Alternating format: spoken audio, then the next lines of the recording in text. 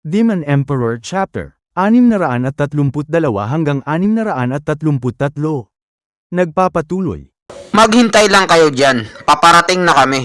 Chupa, anong balak mo sa dalawang yan? Naunawaan namin yung iba. Pero bakit pati ito na bagong Radiant Stage na mag-aaral? Kailangan pa nilang gumamit ng mga masasamang kagamitan para lumaban. Mga mag-aaral ko yan. Isasama ko sila para makapag-travel at makita nila ang kagandahan ng mundo. Hindi ako papayag sa gusto mong mangyari. Sasabihin ko to sa pinuno ng sekto. Hindi na to nakakatawa. Huwag ka nang magsayang pa ng oras. Tingnan mo itong ATM card na hawak ko. Paano napunta sa'yo ang ATM card ng pinuno ng sekto? Ninakaw mo yan, no? Sige na, gawin mo na ang gusto mong gawin. Dito mo na sabihin sa ATM ko. Pareho lang naman ang magiging resulta. Alam mo naman kung anong kalidad ng ATM card na to. O baka naman hindi mo alam, kaya magsumbong ka na kung gusto mo. Isusumbong din kita dahil sa pagsway mo sa otoridad. Tingnan natin kung sinong unang babagsak sa ating dalawa. Natalo yung Venerable. Anong pinagtatawanan yung dalawa dyan? Alam niyo bang may pinag-uusapan kami ritong importanteng bagay? Sa tingin niyo ba ang ATM card ng pinuno ng sekto ay isang nakakatawa? Sige, tumawa lang kayo. Mga wala kayong respekto. Makikita niyo na susunod, iiyak ba kayo? Lumapit kayo rito, bibigyan ko kayo ng mga gamot para lalo pang lumakas ang fighting spirit nyo. Wow! Nagbigay na naman si Master! Isa na namang 7 gradong gamot! Nakita niyo na, dumikit lang kayo kay Master at wala na kayong magiging problema! Ang dami ko lang nainom na gamot sa mga nakalipas na araw.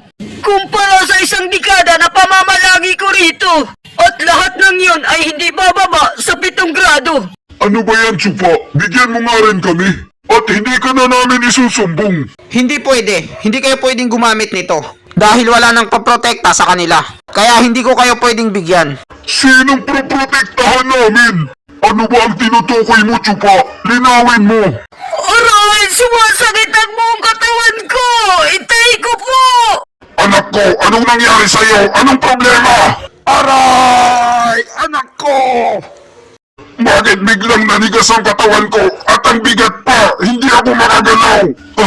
Anong nangyayari sa katawan namin? Hindi ko maintindihan. Chupa, anong nangyayari sa kanila? Bakit sila nagkakaganyan? Ang ipinainom ko sa kanilang gamot na 7 grado ay hindi basta-basta. Dahil isa itong lason. Ang gamot na zombie ay maninigas ang katawan mo at magiging bato ka. 1 buwan mula ngayon. Master! Paano mo to nagawa sa amin? Sinaktan mo kami! Hindi ba sinabihan ko na kayo? Na ang isang tao ay kailangan maging maingat sa sarili niya.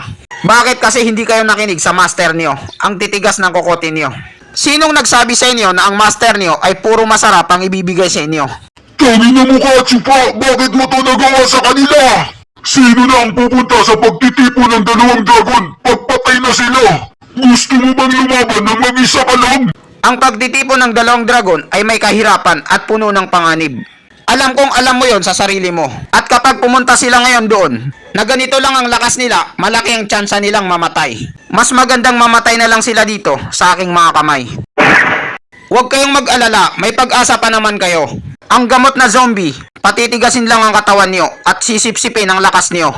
Pero ang kailangan niyo lang gawin ay gumalaw. Galaw-galaw din pag may time para hindi maparalyze. Para mapabagal niyo ang proseso nito. Tiisin niyo lang yan hanggang dumating tayo sa pagtitipo ng 2 dragon. Saka ko kayo gagamutin. At kung paano niyo yun gagawin, good luck na lang sa inyo. Ang ATM card na to ang mananagot sa pagkamatay niyo. At ang mga koneksyon niyo na malalaking backer ay walang magagawa. Hindi nila ako magagalaw at kayang-kaya kong gawin kahit anong gustuhin ko. Kaya wag na kayong magmakaawa sa akin dahil hindi ako maaawa sa inyo kahit mamatay kayo. Kung ganun, gusto mo pala silang palakasin sa mabilis na paraan. Pero ang pagsasanay na ibinigay mo sa kanila ay nakakatakot. Wala kang awa. Para silang mga sanggol ngayon, kailangan nila ng magbabantay sa kanila. Alam niyo na ang gagawin nyo. Galitin ko kaya sila para medyo tumaas ang dugo nila. Maghihintay ako sa 1 milyang layo sa inyo. Gawin niyo ang lahat ng makakaya niyo para hindi mamatay. Pag nasa labas na kayo ng sekto, ha ha ha ha ha, pwe pwe pwe.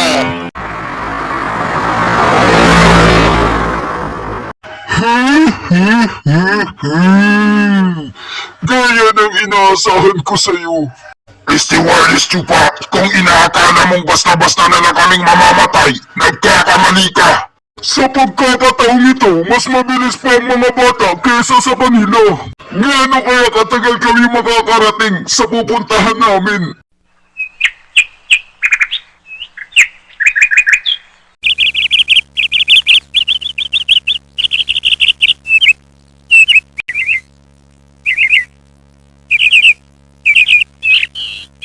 Matandang ate, pupunta na po ako sa pagtitipon ng 2 dragon. Maraming salamat sa lahat ng naitulong mo sa akin sa nakalipas na ilang taon. Sa wakas, dumating na ulit ang pagtitipon ng 2 dragon. Hindi ko alam kung pupunta ba siya o hindi. Iha, ikaw ang aking kinatawan. At gamit mo ngayon ang permafrost. May konting hilingin lang sana ako sa'yo. Ano po yun, matandang ate? Kahit ano, basta makakaya ko. Kapag may nakaharap ka na galing sa Demon Swimming Secto, huwag mo sana silang pahirapan. Ayokong masaktan siya gamit ang espada ko. Kahit na ikaw na ngayon ang nagmamayari ng espada na yan. Sinong siya? Jowa mo ba yun? Oo, ex ko siya. Siya ang may kagagawan, kaya ako nagkaganito. Pero nakapag-move on na ako sa mga nangyari sa amin, kaya wala na akong nararamdaman na sama ng loob. Tanginang yan, sabihin mo nga ulit yun, gago ka. Tinalo lang kayo ng isang trabahador lang, nakakahiya kayo. Talagang nakakagalit ito at nakaka-high blood. Isang malaking insulto to sa atin. Lagot na galit na si Papa. Papa, ang trabahador na yun ay hindi basta-basta. Sigurado ako na walang kayang pumalag sa kanya sa mga kabataan ngayon. Pinuno ng sekto, isa rin ako sa nagpapatunay. Dahil nasaksihan ko yun ng 2 mga mata ko. Kung paano niya nilampaso at kinawawa ang ikalawang batang master. Tumahimik na kayo, puro na lang dahilan ang mga naririnig ko. Natalo kayo at hindi sa mga sikat na kilalang tao. Pero sa isang mababang rangko na 3 sekto na mag-aaral nila, ipinahiya niyo ang dangal at karangalan natin. Anak, sabihin mo sa akin yan kung anong gagawin ko sa'yo.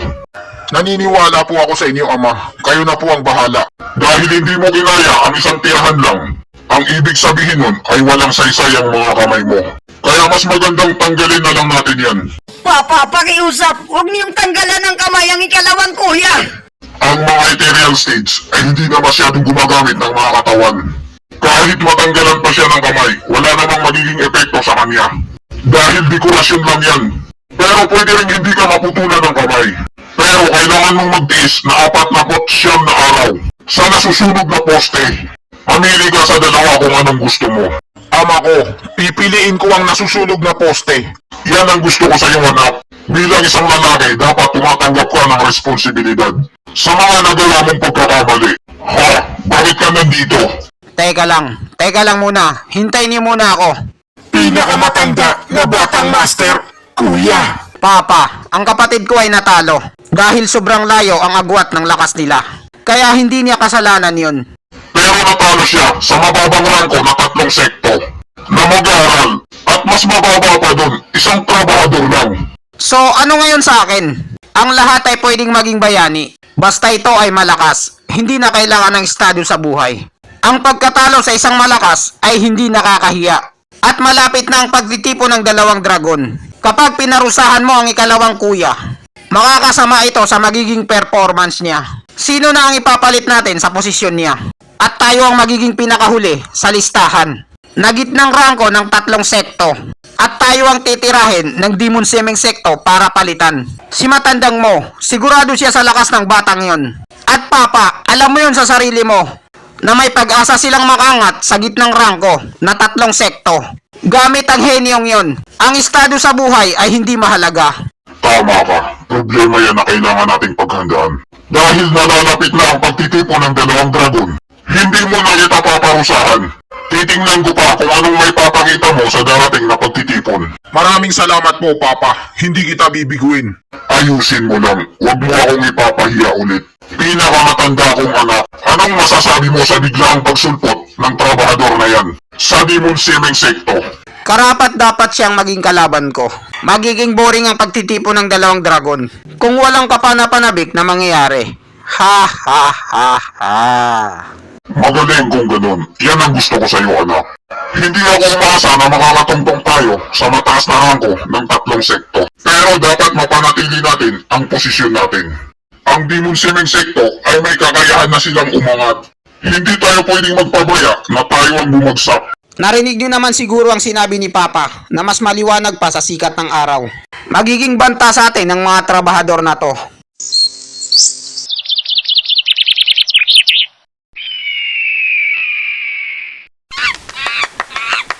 Hindi pa siya siguro gumigising. Tanghali na. Nakakabatang kapatid, lumabas na ako sa aking tag-iisa. Ano pa ang hinihintay mo dyan? Lumabas ka na!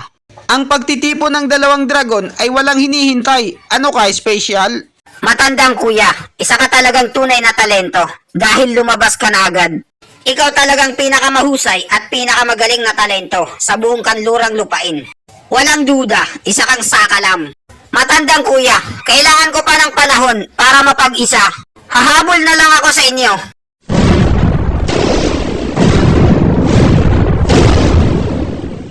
Ano itong nararamdaman ko?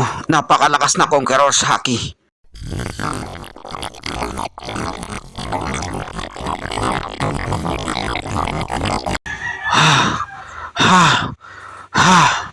Ang init para akong nasa oven. Ang laki ng nagawa niyang apoy sa isang utot lang. Si nakakabatang kapatid, ang kaniyang minanang apoy. Nagsanib na ito at ang kaniyang kaluluwa. Napakalakas na kapangyarihan ang dala nito. Ang balyong ito. Ha ha ha ha. Sigurado akong aagawin niya ang titulo ko sa kanlurang lupain. Ang pagiging number 1 na talento.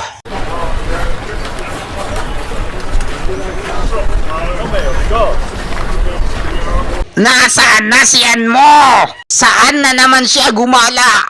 Ha, matandang kingya, ang ingay-ingay mo. Si matandang kuya na yan mo ay naboboring. Kaya gumala muna siya. Makikipagkita na lang daw siya sa atin sa pagtitipo ng 2 dragon. Ginawa na naman niya ang gusto niyang gawin. Gumala na naman siya. Tangina, masyadong padalos-dalos ang ugali niya. Isang araw bigla na lang siyang mamamatay dahil sa pinaggagawa niya. Okay lang yon. Si matandang kuyang yan mo. Hindi niya ito palalagpasin. Dahil ang kinakapatid kong siyan, hindi niya hahayaan na hindi niya makita ang mga pinakamahusay na talento sa buong kanlurang lupain. Huwag kang mag-alala, pupunta siya. Ha ha ha ha. At dito nagtatapos ang chapter 632 hanggang 633. Maraming salamat po sa panunood nyo. Mag-subscribe para laging updated sa buhay ni Chupa.